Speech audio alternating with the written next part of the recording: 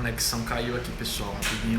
É o seguinte, como eu tinha dito a vocês, nós vamos falar um pouquinho hoje sobre NR18, algumas dicas sobre canteiro de obras, tá certo? Eu vou postar aqui, vou marcar, e como sempre a gente vai postar aí no feed de notícias, e vocês vão poder acompanhar e baixar todo o material, tá ok? Então, pessoal, pouca gente sabe, mas eu sou técnico de segurança de formação e trabalhei muito tempo na área de construção civil. Então isso me dá um pouco de propriedade para falar nessa área, tá certo? Nesse assunto. Trabalhei durante 2 anos numa construtora, gerenciando toda a parte de segurança do trabalho e meio ambiente, tá ok? Essa live de hoje a gente vai falar um pouquinho, uma introdução à NR18. Ela é muito extensa e nós não vamos falar dela por inteiro dessa vez. Vamos até o item 4 e falar um pouquinho também sobre meio ambiente. Tá ok? O que é a NR18? A NR18 ela é uma norma regulamentadora que tem como base aí a CLT, e a NR18 em si, ela nos dá diretrizes, ela nos dá um direcionamento de forma de planejamento e organização, com o objetivo de implementar medidas de segurança, pessoal. Medidas que preservem a integridade física do trabalhador, bem como conserve seu meio ambiente. E qual é o local de aplicação? A NR18 é exclusiva para obras de construção civil, ou seja, reformas, ampliações, todo tipo de obra, pessoal. Tudo relacionado à construção civil vai se enquadrar na NR18. A NR18, logo no item 2, ela fala de uma coisa muito importante, que é a comunicação prévia. Qualquer obra, antes de iniciar, deve ser mandado um documento que a gente chama de comunicação prévia, contendo essas informações aqui, diretamente para a Superintendência Regional do Trabalho. Chegando lá, eles vão analisar e vão protocolar, e esse documento você vai voltar para a sua obra, você vai guardar para quando iniciar a obra. E quando o fiscal, se porventura aparecer lá fiscalizando, ele vai pedir a comunicação prévia e você vai ter esse documento se safando de um auto de infração. Nesse documento deve conter alguns requisitos básicos que não podem deixar de faltar. Item normativo, tá? E bem claro, ele precisa do endereço correto da obra, o endereço correto e a qualificação, o CPF, CNPJ, o SEI da obra, que é o registro da obra em si, qual o tipo de obra, a data prevista de início e conclusão da obra e o número máximo de trabalhadores previstos. A grande dica que eu dou a vocês, pessoal, eles nunca vão de imediato na tua obra. Então, antes de iniciar, antes de mandar a comunicação prévia para a superintendência, que é um documento bem básico, eu, Felipe, espero estar pelo menos com um canteiro de obra encaminhado. Caso esses caras, os fiscais, os auditores, vão antes da tua obra, você já vai estar com um adiantamento bem legal na parte de segurança do trabalho. Por exemplo, vai estar toda a tua obra com tapume fechadinha, você já pode deixar as instalações sanitárias prontas, que isso resulta em uma multa muito grande se porventura o fiscal chegar lá e não tiver. Vocês sabem que a auto de infração, o valor dele é bem elevado. O item 18.3 trata de um documentozinho de caráter administrativo. É o PCMAT, que quer dizer Programa de Condições e Meio Ambiente de Trabalho na Indústria da Construção. O que é esse programa? Esse é um programa com as características da obra, e ele se enquadra qualquer obra que tenha acima de 20 trabalhadores. 20 colaboradores, você já tem que começar a pensar no seu PCMAT. É um documento que é feito por um engenheiro de segurança, geralmente, um profissional legalmente habilitado. E esse documento deve contemplar o PPRA, que é o Programa de Prevenção de Riscos Ambientais, que fala na NR9. O que é esse PPRA? Esse PPRA ele é um programa que relaciona os riscos de acordo com a sua atividade, sua função. Cada função, cada atividade tem um tipo de risco. Por exemplo, um pedreiro que está trabalhando assentando cerâmica, ele está sujeito à sílica, ao material aerodispersóide, ou seja, a poeira. Ele tem que estar protegido com o quê? Protetor auricular, ele tem que estar protegido com a máscara PFF, que é uma máscara para evitar a inalação de poeiras, e tudo isso consta nesse programa, de acordo com o risco, atividade, função e a medida de controle. O que fazer para evitar esse risco? E esse PPRA, o PCMAT, no caso da construção, ele deve conter. Deve estar tudo agregado nessa informação. E ele deve estar disponível na obra. Ele tem que ficar na obra para qualquer pessoa. Ele é um documento de gerenciamento. Você tem que utilizá-lo para gerenciar. E é de responsabilidade do empregador. Tá ok? A responsabilidade dele é do empregador, do dono da obra, de quem está executando. O que deve conter mais esse PCMAT? Ele é um memorial descritivo das atividades e operações. Ele vai descrever tudo o que está acontecendo na tua obra e todos os projetos de execução das proteções coletivas. O que quer dizer isso? Tudo que estiver relacionado à proteção tem que estar ligado nesse programa. Se o pessoal está trabalhando em periferia, tem que estar o guarda-corpo. É uma medida que está tudo linkado. O memorial vai estar descrevendo como vai ser a atividade e esse projeto de proteção coletiva, esses projetos de proteção individual tem que estar de acordo com o que vai ser executado. Ele deve conter também as especificações técnicas de EPI e EPC. Por exemplo, todo EPI ele deve ter o CA, Certificado de Aprovação. Então vai estar especificado que o servente vai estar usando uma luva de raspa com CA tal, para tais atividades, entendeu? O cronograma de implantação. Vamos lá. Assim como o cronograma de obra, nós começamos de fundação, depois alvenaria, toda a estrutura. E nesse mesmo ritmo deve correr também as medidas de proteção. Não adianta eu estar colocando linha de vida enquanto estou trabalhando em fundação. Não, existe um planejamento e com o que vai adiantando a obra, vai adiantando também o tipo de segurança e adequando de acordo com a necessidade. Um layout inicial. O que é esse layout? É um desenho de como vai estar teu canteiro, uma planta de início, e sempre que for atualizando, como uma obra é muito dinâmica, você vai atualizando esse layout e agregando, anexando no PCMAT. E um programa educativo. Se você colocou no seu PCMAT que você vai ter treinamento mensal, semanal ou trimestral, se chegar à fiscalização e ver esse cronograma no seu PCMAT e você não comprovar que fez isso, você está indo contra a lei. Então só coloca no teu PCMAT que tu realmente vai executar. Tá ok? Pronto. Aqui é uma área bem interessante e aqui eu falo com propriedade porque assim, na minha primeira obra eu tive muito problema com isso. Eu era técnico de segurança e achava que o mundo era uma maravilha, que quando chegasse lá que eu pedisse tudo que eu solicitasse, o empregador iria mandar, e não é bem assim. Nós temos que poupar custos e o diferenciado é aquele que consegue as coisas nas maiores adversidades, né? Quanto mais difícil a gente vai conseguindo ir driblando as dificuldades do canteiro.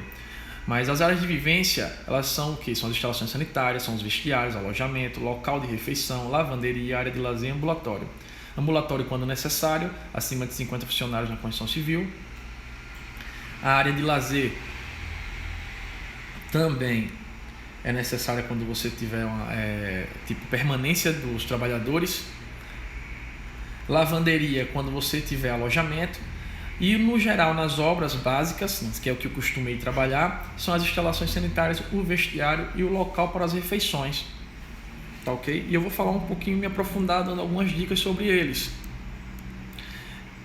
Aracaju, a gente está pensando em voltar em janeiro. Demos um curso aí há um tempinho atrás e estamos pensando em voltar em janeiro, tá ok?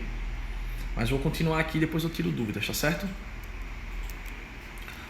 Todas as áreas de vivência elas têm que estar em perfeito estado.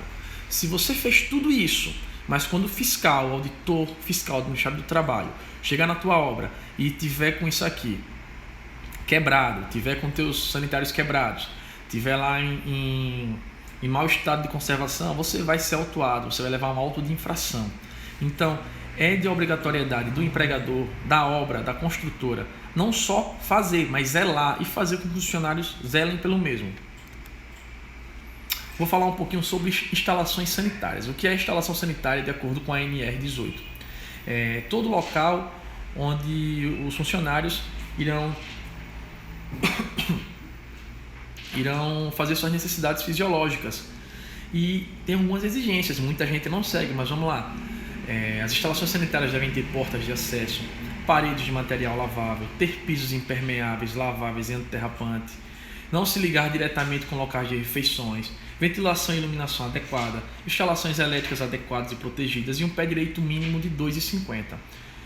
Não é permitido deslocamento superior a 150 metros, ou seja, se você tem uma obra muito extensa, você tem que já preparar teu canteiro de acordo com que você não infrinja a norma. Você faz uma determinada quantidade de banheiros, determinada quantidade de instalações em um local e pega outro ponto estratégico para que em qualquer local que você esteja na obra você consiga chegar nas instalações sanitárias sem percorrer mais de 150 metros. O que é legal aqui? As instalações sanitárias, quando a gente entra na obra, a gente vai e pede ao dono para comprar porta de banheiro. E o cara não vai comprar.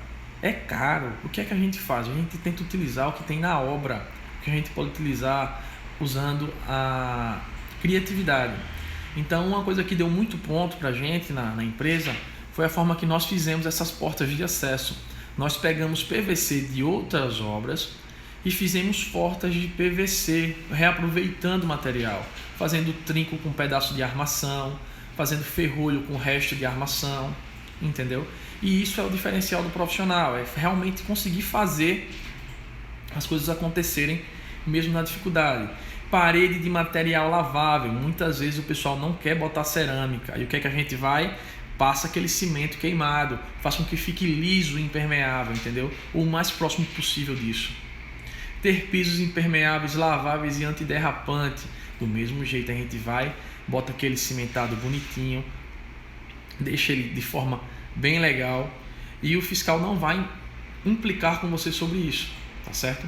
Ventilação e iluminação adequada. Gente, não vamos botar um umidificador, não vamos colocar ventilador, não. O que é que a gente faz? A gente coloca cobogós. Quando não tem cobogó na obra, a gente deixa furados os tijolos, bota tijolos eles não um do ladinho do outro, a gente vai e faz uma ramificação, vai deixando buracos para que entre iluminação e ventilação nesse local, tá ok? Então tem que fazer de forma que não gaste, para você ganhar pontos com o dono da empresa, ganhar pontos com os contratantes.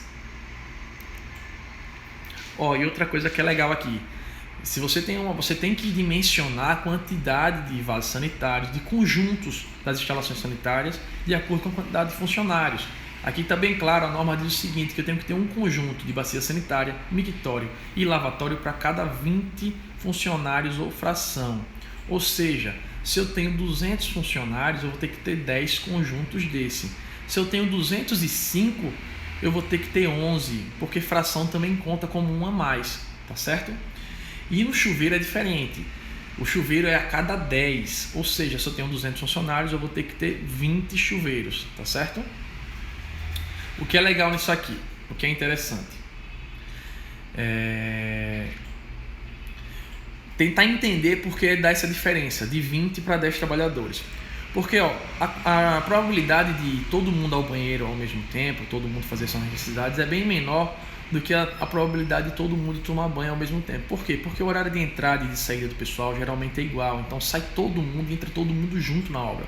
Todo mundo entra de 7 e todo mundo sai às 17. E se você tivesse somente 10 chuveiros para 200 funcionários, a fila ia ficar muito grande e o pessoal ia perder tempo com isso. Aí o que é que acontece? A proporção de chuveiro é um pouquinho menor para que haja agilidade nesse processo, do pessoal entrar, tomar seu banho, se arrumar e ir embora da obra. Aqui, como os lavatórios devem ser: individual ou coletivo, possuir torneira de metal ou de plástico, ficar na altura de 90 centímetros, ser ligados diretamente à rede de esgoto, ter revestimento interno, ter espaçamento mínimo. Tudo isso aqui está na norma, pessoal. O que é legal? A gente compra aqueles lavatórios de plástico mesmo, com aquelas torneiras bem simplesinhas de plástico, porque o pessoal muitas vezes não cuida. Aí o custo para perder um material desse é bem menor do que você investir em uma coisa de porcelana, que a gente sabe que o colaborador muitas vezes ele age de má fé e quebra esse material, tá certo? Mas em outras situações, se for bem conservado, eu vou levar esse mesmo lavatório para 4, 5 obras, entendeu? Não é um gasto que eu vou ter por obra, é um investimento que eu estou fazendo e que se for bem cuidado, você consegue diluir no preço de outras obras, tá certo? Geralmente eu recomendo às construtoras, ou quando eu estou com obra, eu deixo uma pessoa ou 2 pessoas responsáveis para tomar conta da parte de segurança e meio ambiente, para estar recolhendo lixo, para estar dando uma volta na obra, fazendo limpeza, repondo placa. olhando a conservação do lavatório, porque se o fiscal chegar e tiver quebrado, é auto de infração, entendeu? Ele vai dizer que a gente tem que manter guardado, limpo e pronto. O local destinado aos vasos sanitários, os gabinetes, deve ter uma área mínima de 1 metro quadrado, ser provido de porta com trinco interno e borda inferior de no máximo 15 centímetros.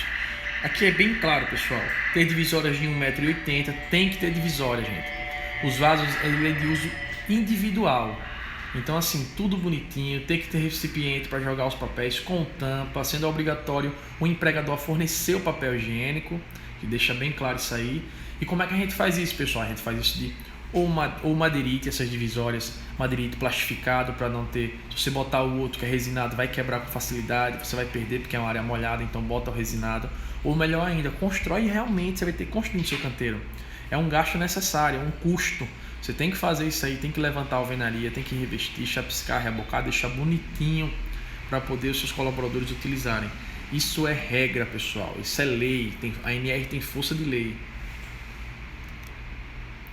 Os mictórios devem ser individual ou coletivo, pode ser tipo calha, ter revestimento interno de material liso, impermeável e lavável, velho cimento queimado. Se você tiver resto de cerâmica, pessoal, de outras obras, pega o resto de material cerâmico, o resto de porcelanato e coloca no teu mictório. Não tem que estar bonito, ele não precisa estar lindo, ótimo. Quanto mais bonito você deixar seu ambiente de trabalho, quanto mais bonito, o fiscal quando chega lá vai se encantar e às vezes passar despercebido alguns erros. Mas assim, não tem que estar bonito, ele tem que estar usual. Eu posso botar aí 10 cores diferentes de cerâmica. Eu peguei de 10 obras que sobraram, mas revesti e ficou impermeável, liso e lavável, facilitando a manutenção. Ficar uma altura máxima de 50 centímetros do piso e ser ligado diretamente à rede de esgoto ou fossa séptica, tá, gente? E no caso do mictório tipo calha, onde a gente constrói realmente com tijolo, faz um mictório bonitinho, reveste com cerâmica, você tem que deixar aí como se fosse a cada 60 centímetros um conjunto. Se fosse ter 10 conjuntos, você vai ter que ter um mictório de 6 metros, tá certo? Aqui é bem legal. Chuveiros. A área mínima de chuveiro tem que ser de 0,8 metros quadrados. Você tem que estar lá, garantir. Os pisos dos locais onde forem instalados os chuveiros deve ter caimento que assegure o escoamento da água. Não pode acumular água, pessoal. Todo mundo tomando banho no chuveiro coletivo e a água que está lavando um está molhando os pés do outro. Não pode. Tem que estar garantido aí o escoamento. E o que é legal aí, quando a gente faz um chuveiro coletivo, é interessante a gente botar umas ripas ou fazer como se fosse uns palletzinhos para deixar o nível acima do pessoal, para o pessoal não estar pisando na água suja que molhou os outros funcionários, entendeu? O que é legal aqui, outra coisa, pessoal, interessante, os chuveiros devem ser de metal ou plástico, individuais ou coletivos. Olha o que é aqui, dispondo de água quente. Ele está dizendo aqui que tem que dispor. Muita gente, quando vai dimensionar o canteiro em obra grande, o que é que faz? Compra chuveiro elétrico para todos os chuveiros. Não é assim. A norma não diz que todos os chuveiros têm que ter água quente. Não. Diz que devem dispor. Então, o que é que eu posso fazer? Se eu tenho uma instalação sanitária aí que tem 50 chuveiros, eu posso deixar 3, 2, 5 chuveiros com água quente, tá certo? E isso varia muito de região para região. Aqui no Nordeste em si, muito fiscal não olha isso, mas mesmo assim nas minhas obras, eu sempre deixo pelo menos 2 chuveiros de água quente, tá certo? Tem que haver suporte para sabonete, cabide para toalha correspondente para cada chuveiro. Pronto. Isso aqui eu levei muita dor de cabeça porque eu solicitava que comprassem o porta-toalha, que comprassem o porta-sabonete e o pessoal nunca comprava. Então, a gente levou, na minha primeira obra, no primeiro ano, 60 e tantos mil reais de auto de infração. Tudo instalações sanitárias e áreas de vivência. Só que eu estava resguardado de tudo porque eu pedi e não chegava. Os construtores não gostavam de comprar. Então, o que é que a gente aprendeu? O que é que eu aprendi e consegui fazer para poder recorrer desses autos de infração? Eu criei tudo na obra. A gente está numa etapa lá que está utilizando a parte de instalação hidrossanitária. Eu pego os tubos de PVC e crio neles saboneteira. Uso o assoprador, faço ele bonitinho e boto em cada banheiro desse. Eu pego lá meu material que está na minha ferragem, na minha armação que sobrou e faço vários ganchinhos. Tiro a ponta, boto alguma coisinha de PVC em cima e faço dele meu porta-toalhas, entendeu? E a gente tem que usar a criatividade nessas áreas, tá certo? Quando houver chuveiro elétrico, deve ser aterrado. No meu caso, eu sempre deixo pelo menos 2 e nós aterramos ele para evitar que ocorra um acidente e o pessoal sofra algum choque elétrico. Todo canteiro de obra deve possuir vestiário para a troca de roupa dos trabalhadores que não residem no local. Ou seja, todo canteiro a gente sempre deixa o vestiário. Tem que ter, pessoal. O pessoal tem que trocar de roupa, tem que deixar seu material, levar suas ferramentas e assim vai. Então, algumas coisas que a norma pede que o canteiro tenha nessa parte de vestiário. Não pode ter ligação direta com os locais de refeições, ter paredes de alvenaria, madeira ou material equivalente, ter pisos de concreto, cimentado, madeira ou equivalente, ter cobertura que proteja contra intempéries, ter área de ventilação correspondente a 10% da área do piso, ter iluminação natural ou artificial, ter armários individuais, entendeu? O que acontece nesses armários? Muita gente compra armário de metal, outras pessoas fazem de madeirite. Se for fazer de madeirite, tem que seguir outra norma, se eu não me engano, NR24, que fala NR24 ou NR28, que fala sobre isso. Ela tem que estar dizendo lá os tamanhos para os armários, tá certo? Ser mantido em perfeito estado de conservação. Se não tiver conservado, é auto de infração, pessoal. É multa. Fiscal chegar, fiscal vai te multar. Tem que estar higienizado e tem que estar limpo. Por isso que eu digo, mantém, gente, uma equipe na obra para ficar só cuidando disso. Porque quando vem o fiscal, ele não quer saber não se quebrou no dia. A gente sabe como funcionário é, como colaborador é. Tá com raiva da empresa, vai lá no dia, quebra 3 vasos sanitários. Se for no dia que o fiscal tá chegando lá, tu vai ser autuado e vai levar um auto de infração. Então sempre tem que ter alguém olhando lá para, se acontecer um imprevisto desse, trocar de imediato, tá certo? Isso aqui é uma obra que a gente fez lá em Marechal. Isso aqui é os armários, aqui está a área de vestiário com banco lateral para o pessoal sentar, se trocar. Toda iluminada, com a área de ventilação aqui, nós quebramos, nós não botamos cobogós em todos os locais, simplesmente deixamos a alvenaria vazada. Refeitório, pessoal, mesma situação, tem que garantir isolamento, não pode dar diretamente com a área de instalação sanitária nem com a obra, ter coberta contra intempéries, ter capacidade de garantir atendimento de todos os trabalhadores no horário da refeição. Caso a sua obra seja muito grande e você não tenha capacidade de garantir esse atendimento, você pode dividir em turnos para o pessoal almoçar. Um pessoal larga de 11h30, outro pessoal larga de 12h30 e assim vai, tá certo? Desde que você controle e que não fique ninguém em pé durante o horário de refeição. Ter ventilação e iluminação adequada, ter lavatório instalado em suas proximidades para o pessoal lavar as mãos, ter assento em número suficiente para atender os usuários, ter depósito com tampa para detritos, o pessoal jogar o lixo, não estar situado em subsolos ou porões de edificação, não ter comunicação direta com as instalações sanitárias e ter um pé direito mínimo de 2,80 para garantir lá o conforto do pessoal, tá certo? Imagina aí um pé direito de 2,20, 50 homens almoçando lá, o cheiro fica insuportável, o calor humano, então tudo isso interfere e já está previsto em norma. Aqui é um lavatório da mesma obra. A mesa, ela deve ter tampos laváveis e lisos. Aí o que é que a gente faz? Nós fazemos aí os bancos de tábua, deixa o banco bonitinho. As mesas, nós fazemos ela aí de madeirite, só que madeirite resinado. Então aí o que a gente tem que fazer? Tem que botar uma lona, uma napa que seja lavável para cumprir as regras da NR, tá certo? Pronto. Falando um pouquinho da NR, eu já encerrei sobre isso. Vou falar um pouquinho agora sobre boas práticas do canteiro, pessoal. Como eu te falei, é sempre bom deixar uma equipe para deixar o canteiro limpo. O canteiro de obra, ele mostra a cara do engenheiro que está lá, dos profissionais da equipe. Se você entra num canteiro e um canteiro é imundo, você deduz que esse pessoal da obra, o administrativo, também é imundo. Se você chega num canteiro e o canteiro é organizado, limpo, você vai lá e vai deduzir que aquele canteiro é um canteiro limpo, organizado, e vai tirar que a equipe é uma equipe limpa e organizada, uma equipe competente, tá certo? Então, as dicas que eu vou dar é o seguinte: o canteiro de obras, ele deve ter baias. O PGRCC, ele já determina isso pelo Código de Meio Ambiente. Você deve ter baias para descartar seus resíduos, seja madeira, seja resíduo perigoso como saco de cimento, e assim vai. Você tem que seguir direitinho o que tiver lá. E isso você pode gerar dinheiro com isso, pessoal. Se você tem um descarte muito grande de madeira, o que é que você pode fazer com esse descarte?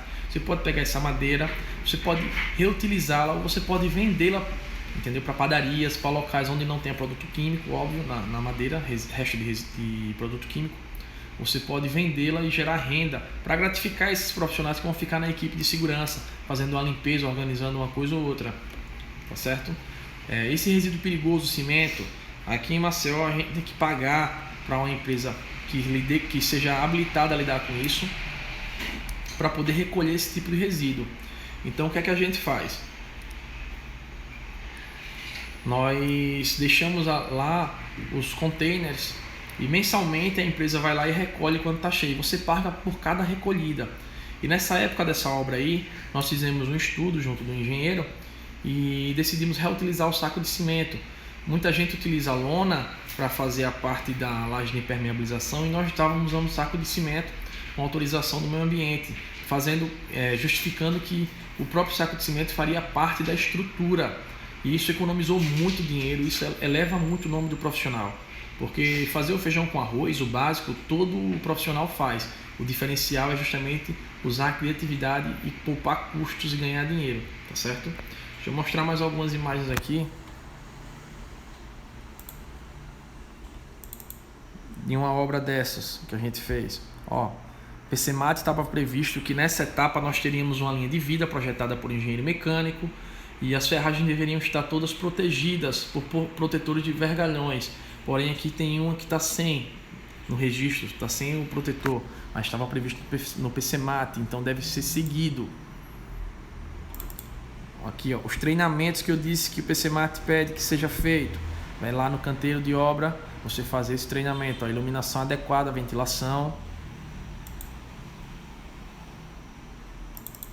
Aqui as famosas portas de PVC que eu falei para vocês, ó, reaproveitando o PVC de outras obras, nós fizemos portas para poupar custos. E aqui alguns modelos de baias para descartar resíduos sólidos da construção. Ó. Cada cozinha dessa é um tipo de material diferente, tá certo? Outro tipo de baia aqui, ó. Madeira, o que é que pode ser feito com a madeira? Pode ser vendida. Material não perigoso, papelão, dos materiais que estão chegando na obra, você pode doar para cooperativas. Tudo isso poupando custos, tá certo? Como aferir, pessoal, tudo isso que a gente viu de área de vivências? Ninguém vai decorar tudo, então para isso nós criamos um checklist que a gente passa na obra de acordo com cada obra. Vai lá mensalmente e vê se está tudo certinho. Ou semanalmente com a equipe de segurança do trabalho, eles vão lá e olham lá. Por exemplo aqui, ó, áreas diversas, não, vamos para cá. Vestiários, aí tem aqui os itens normativos e você vai dizer se está em conformidade ou não. Ó. No vestiário, a parede de alvenaria, madeira, o material equivalente, a iluminação artificial, e você vai preenchendo e te dá um controle melhor de como está a tua obra, tá certo? Eu vou deixar tudo isso disponível junto do material da live, tá bom? Eu acho que por hoje é só. Eu quero agradecer a vocês por terem assistido e como sempre vai ficar aqui até amanhã. Eu vou postar no feed todo o material e linkando no site onde vai ficar essa live, tá certo? Gravada. Tanto o vídeo como o material, como o slide, como esse checklist aí que eu deixei disponível, tá certo? Segurança do trabalho é muito importante, gente. Pouca gente dando valor, muitos profissionais não levam em consideração, mas quando o Ministério do Trabalho chega para autuar a tua empresa, ela autua pesado e as multas são muito caras. Então, tenham segurança do trabalho como um investimento, não como um custo, tá ok? Essa live vai ficar gravada aqui durante 24 horas e no dia seguinte eu vou postar onde é que está aqui a live, onde é que está o material que eu deixei disponível e os slides, tá certo? Muito obrigado, uma boa tarde a todos.